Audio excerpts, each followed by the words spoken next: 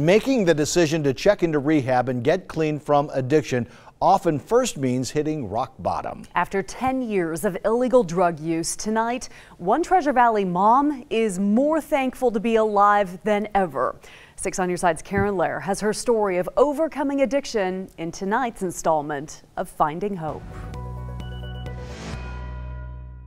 Can you say hi to Grandma? Say hi. Hi. Life doesn't always go as planned. Just ask Cassidy Mendoza. I mean, I thought I was going to be like everybody else, go to college. I would, get married, have a family. I didn't know that I would be married to somebody that didn't want the best thing for me. The new mom is celebrating 6 years of sobriety after living nearly a decade from fix to fix. And it starts out slow, just a few here and there, and then all of a sudden, I'm taking 5 at a time. Eventually, her days revolved entirely around finding and doing drugs. We just go from doctor to doctor, ER to ER, and that was my job, to make sure that we were high all day. After falling in love with a drug addict, the former Nampa High cheer captain ended up hooked on methamphetamine, morphine, Percocets, and pretty much anything she and her then-husband could get their hands on. Doing the opioids, it made me feel like I could just lose myself. I didn't have to worry about grief. I didn't have to worry about pain. 8 years in, her husband died of an opioid overdose. The coroner called me and said that there was lines of pills sitting out.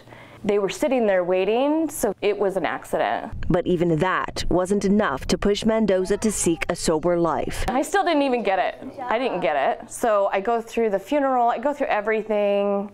And I'm taking more pills. So this time I'm up to the big time stuff. Oxycontin, snorting up pills now by myself. I mean, Vicodin, everything. Eventually, lying became easier than telling the truth. I was so ashamed.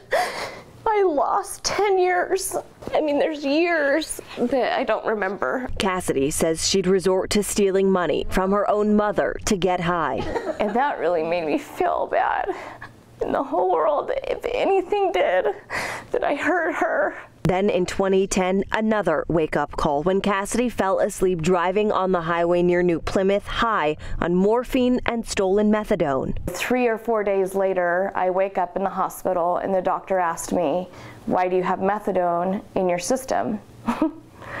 I'm an addict, so I'm not going to tell the truth, right? But surgeries to repair her crushed left arm just led her back to her biggest foe. 300 pain pills gone in 2 days. But I didn't care. I didn't even, I'm just kind of floating through life, not knowing what's going on or who I'm affecting. Fast forward through 2 more years of regular drug use, and with a strong push from her supportive mother, Cassidy had an option. I'm forever grateful to her. Go to rehab or go to jail. You can either be stubborn and continue a life of chaos, or you can turn it around and use that strength to get out of it. And that's what she did. It wasn't easy, and withdrawal was even worse than she imagined. I was sick for weeks. But 90 days later, Cassidy walked out of those doors with the tools she needed to stay clean.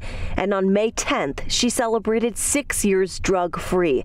Now encouraging others struggling with addiction to know their strength. We're strong women and strong men. We're strong people. We can do this. Take a Tylenol instead of a Percocet. Her biggest inspiration to keep clean? She's your reward.